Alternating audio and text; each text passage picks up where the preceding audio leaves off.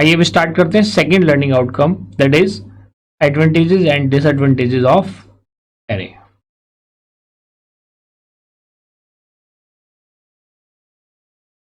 तो पहले हम एडवांटेजेस की बात कर लेते हैं, फिर डिसएडवांटेजेस की।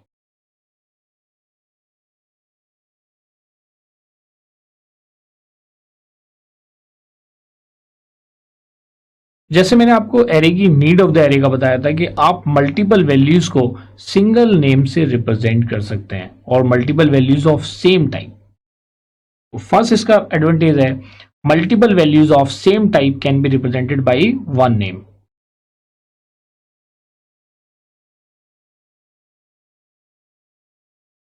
Multiple values of same type can be represented by one name. Second advantage क्या है, आप इसकी हेल्प से दूसरे डाटा स्ट्रक्चर को इंप्लीमेंट कर सकते हो।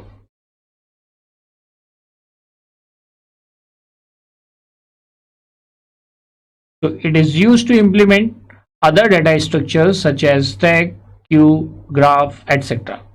So these are the key advantages of using array. आइए अब देखते हैं इसके क्या क्या डिसएडवांटेजेस हैं।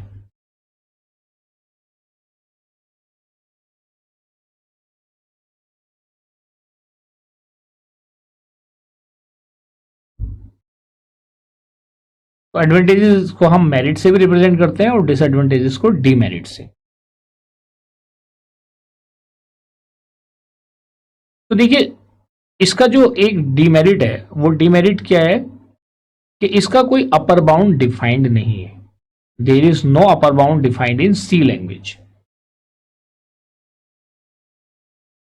फॉर एग्जाम्पल, अगर मेरे पास मैंने एक एरे लिया, एन एरे ऑफ 5 एलिमेंट्स, एक वेरिएबल ले लिया आई लूप को चलाने के लिए, और मैंने एक लूप लगा दिया for I is equal to 0, I less than 100, I plus plus, और मैंने यहां पे वैल्यूज स्कैन करा दी, से scanf percentile D ampersand A of I. अब इस केस में क्या होगा, इस केस में यह होगा कि ये जो लूप है, लॉजिकली क्या होना चाहिए कि अगर हमने एरे 5 एलिमेंट्स का लिया है तो इस लूप को 5 एलिमेंट्स के बाद टर्मिनेट हो जाना चाहिए, लेकिन ये ऐसा नहीं करता है। ये इसकी एक लिमिटेशन है सी लैंग्वेज की। ये लूप कितने टाइम चलेगा, 0 to 99, जबकि लॉजिकली क्या होना चाहिए कि अगर मैंने एरे 5 एलिमेंट्स का लिया तो 5 के बाद इसको टर्मिनेट कर जाना चाहिए, लेकिन ऐसा नहीं होता। ये लूप वर्क करेगा 0 to 99 और आपकी इसके थ्रू आपको वैल्यूज इनपुट करानी पड़ेंगी 0 to 99।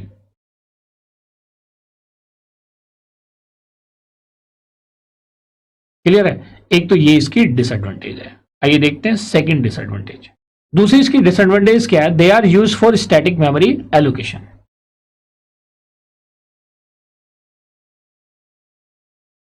Use for static memory allocation, and static memory allocation means memory allocated at compilation time.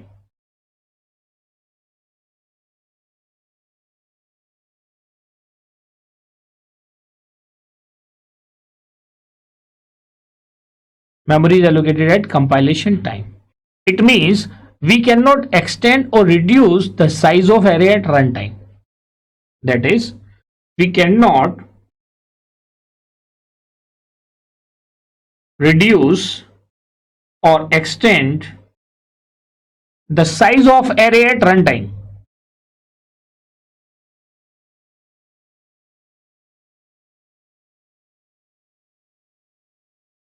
और एग्जीक्यूशन टाइम, जिसकी वजह से या तो शॉर्टेज ऑफ मेमोरी होगी या वेस्टेज ऑफ मेमोरी होगी। मान लिया मैंने एरे ऑफ 5 एलिमेंट्स लिया, मैं 2 एलिमेंट्स यूज करना चाहता हूं, तो रिमेनिंग 3 की क्या हो जाएगी, मेमोरी वेस्ट हो जाएगी।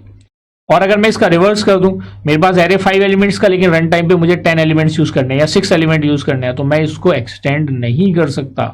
जैसा आपने ऊपर देखा था कि ये लूप 0 to 99 चलेगा, लेकिन जो वैलिड वैल्यूज होंगी इस एरे की वो 0 to 4 ही होंगी, बाकी सारी वैल्यूज क्या होंगी, इनवैलिड वैल्यूज। क्लियर है? अब यहाँ पे आप स्टैटिक मेमोरी एलोकेशन को ऐसे भी समझ सकते हो, वेस्टेज और शॉर्टेज की जो हमने बात करी है। सपोज करो डेली आपके घर में खाना बनता है, मम्मा खाना बनाती है या मेड खाना बनाती है फॉर एग्जाम्पल, या उस केस में क्या होता है कि आपके पास जो फिक्स्ड है, आपकी फैमिली में 4 मेंबर्स हैं, 4 लोगों का खाना बनता है, चारों के चारों लोग खाना खा लेते हैं, this is the best case. अब क्या होता है कि 4 लोगों का खाना बना हुआ है, एक आदमी बाहर खाना खा के आ गया, तो जो एक आदमी के लिए घर में खाना बन चुका है वो क्या हो गया, वेस्ट हो गया। क्योंकि हम किस कॉन्सेप्ट पे वर्क कर रहे हैं, हम स्टैटिक मेमोरी एलोकेशन की बात कर रहे हैं कि हमने पहले से डिसाइड कर लिया कि चारों के चारों खाना खाएंगे। तो this is the drawback of array. या 4 लोगों का खाना बन चुका है, आपके साथ आपके कोई रिलेटिव आ गए या आपके कोई फ्रेंड आ गए, तो आपकी फैमिली मेंबर हो गए 5 या 6। अब जो खाना बन चुका है उस खाने को आप एक्सटेंड नहीं कर सकते, आपको नया खाना बनाना पड़ेगा। आप समझ रहे नहीं समझ रहे, उस पर्टिकुलर हम बात कर रहे हैं कि एक एरे जो आपने पहले से डिक्लेयर कर दिया है उसके साइज को रन टाइम पे ना तो आप इंक्रीज कर सकते हैं ना डिक्रीज कर सकते हैं। खाने में आपके दिमाग में ये भी आइडिया जा सकता है कि सर खाने में क्या हम शेयर करके खा लेंगे, लेकिन यहाँ पे हम इस कॉन्सेप्ट को उससे कोरिलेट नहीं करेंगे। क्या कर सकते हैं, हम यहाँ पे बात कर रहे हैं कि इतने एलिमेंट्स है तो इतने ही खाएंगे, ये फिक्स्ड है। इसकी बात कर रहे हैं हम, स्टैटिक कॉन्सेप्ट की बात कर रहे हैं। तो इसलिए रन टाइम पे ना तो हम उसके साइज को इंक्रीज कर सकते हैं ना डिक्रीज कर सकते हैं, जिसकी वजह से या तो शॉर्टेज ऑफ मेमोरी होती है या वेस्टेज ऑफ मेमोरी होती है। आइए देखते हैं next disadvantage of array.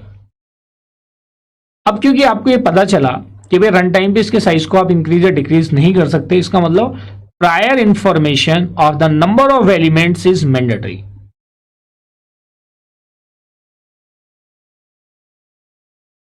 Array is mandatory.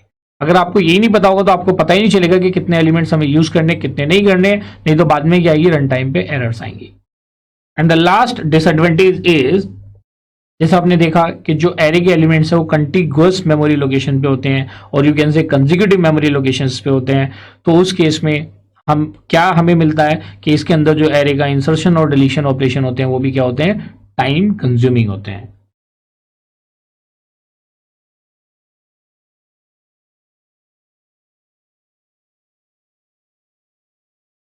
As the array elements are stored in contiguous or consecutive memory locations, so the insertion and deletion operations are time consuming. क्यों है, इसको मैं थोड़ा सा आपको समझा देता हूं। मान लिया आपके पास एक एरे है, उसके अंदर 5 एलिमेंट्स है, 5 में से आपने सेकंड एलिमेंट को डिलीट कर दिया, तो इफेक्टिवली फर्स्ट और थर्ड एलिमेंट के बीच में एक स्पेस आ गया, वो एरे की प्रॉपर्टी को सेटिस्फाई नहीं करेगा। जब वो एरे की प्रॉपर्टी को सेटिस्फाई नहीं करेगा तो आपको क्या करना पड़ेगा, एलिमेंट्स को डाउनवर्ड शिफ्ट करना पड़ेगा। बेसिकली इस कॉन्सेप्ट को एक्जेक्टली आप तब सीखेंगे जब आप थर्ड टॉपिक जो करने जा रहे हैं इससे वन डायमेंशनल एरे से रिलेटेड ऑपरेशंस ऑन एरे, तब मैं वहां पे आपको इंसर्शन डिलीशन कराऊंगा और आप देखेंगे कि कैसे वो टाइम कंज्यूमिंग है। फिर भी यहाँ पे आपको थोड़ा सा समझना इसके बारे में जरूरी है। देखिए मेरे पास ये एक एरे है, यहाँ पे मैं डिलीशन की बात कर रहा हूं, तो यहाँ पे वैल्यू है 10, 20, 30, 40 एंड 50। मुझे डिलीट करना है, मैंने इसको क्या कर दिया, डिलीट कर दिया। तो जब ये मैंने एलिमेंट डिलीट कर दिया, इनकी अपनी इंडेक्सिंग तो होगी 0, 1, 2, 3 एंड 4। अब ये जैसे डिलीट आपने किया तो ये गिवन एरे, मान लीजिए एरे ए था, अब ये एरे की प्रॉपर्टी को फुलफिल नहीं कर रहा है। इसको फुलफिल कराने के लिए हमें एलिमेंट्स की शिफ्टिंग करनी पड़ेगी डाउनवर्ड। डाउनवर्ड मतलब 2 2 1 3 2 2 4 2 3, ये डाउनवर्ड शिफ्टिंग होगी। उसके बाद ये किसको प्रॉपर्टी को फुलफिल करेगा, एरे की प्रॉपर्टी को फुलफिल करेगा। ये जो शिफ्टिंग ऑफ एलिमेंट्स है दिस इज टाइम कंज्यूमिंग। तो जैसे डिलीशन के केस में, जैसे आपने एलिमेंट को डिलीट किया तो आप क्या करेंगे, शिफ्ट एलिमेंट्स डाउनवर्ड।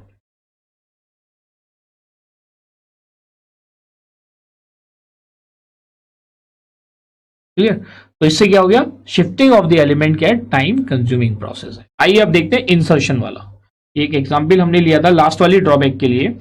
अब आइए हमारे पास इंसर्शन करना है और सेम हमारे पास यहाँ पे भी एलिमेंट्स है, 10, 20, 30, 40 एंड 50। हम इसके साइज को थोड़ा सा, या सपोज करो यहाँ पे 4 ही एलिमेंट्स हैं। अब मुझे यहाँ पे इस पोजीशन पे एक एलिमेंट को इंसर्ट करना है, 0, 1, 2, 3 एंड 4। अब ये भी एरे सपोज करो बी एरे है। अब मुझे सेकंड पोजीशन पे इंसर्ट करना है। सेकंड पोजीशन का मतलब क्या हो गया, इंडेक्स माइनस पोजीशन -1। जो इंडेक्स होगा ये इंडेक्स है, दिस इज द इंडेक्स। तो अगर हम इंडेक्स की बात करें, इंडेक्स इज ऑलवेज पोजीशन -1। यही तो होगा। मान लिया मैं सेकंड पोजीशन पे इंसर्ट करने जा रहा हूं, ये मेरी सेकंड पोजीशन है और यहाँ पे मुझे इंसर्ट करना है एक एलिमेंट से 15 इंसर्ट करना है, तो इस पोजीशन को मुझे वेकेट कराना पड़ेगा। आप ये कर सकते हैं, आप लिख सकते हैं a of 1 is equal to 15। तो जैसे ही आप a of 1 is equal to 15 यहाँ पे करते हैं, a1 इज इक्वल टू 15, ये क्या कर देता है, a1 की जो प्रीवियस वैल्यू होगी उसको ओवरराइट कर देगा। और a1 की प्रीवियस वैल्यू क्या थी, 20। जबकि हमें एक नया एलिमेंट इंसर्ट करने का मतलब क्या है कि अगर आपके पास प्रीवियसली n एलिमेंट्स हैं तो इंसर्ट करने के बाद नंबर ऑफ एलिमेंट्स कितने होने चाहिए, n+1। ऐसी डिलीशन में अगर आपके पास डिलीशन से पहले n एलिमेंट्स है और 1 एलिमेंट आपने डिलीट कर दिया तो डिलीशन के बाद कितने एलिमेंट्स होने चाहिए, n-1, और इंसर्शन में n+1। तो ये वर्क नहीं करेगा। हमें क्या करना पड़ेगा, इस पोजीशन को वेकेट कराना पड़ेगा। इस पोजीशन को वेकेट कराने के लिए हमें एलिमेंट्स की शिफ्टिंग करनी पड़ेगी इन अपर डायरेक्शन। क्या करना पड़ेगा, हमें एलिमेंट्स की शिफ्टिंग करनी पड़ेगी इन अपर डायरेक्शन। उसके बाद जब ये पोजीशन वेकेट हो जाएगी तो यहां पे इस एलिमेंट को हम इंसर्ट कर देंगे। तो आपने देखा कि ये डाउनवर्ड और अपवर्ड जो शिफ्टिंग है, this is time consuming. This is also the drawback of array. तो यहाँ पे देखिए इस लर्निंग मॉड्यूल में हमने क्या क्या लर्न किया, हमने दोनों लर्निंग आउटकम को यहाँ पे अचीव कर लिया है। सो सेकंड लर्निंग आउटकम के बाद let us have a knowledge check.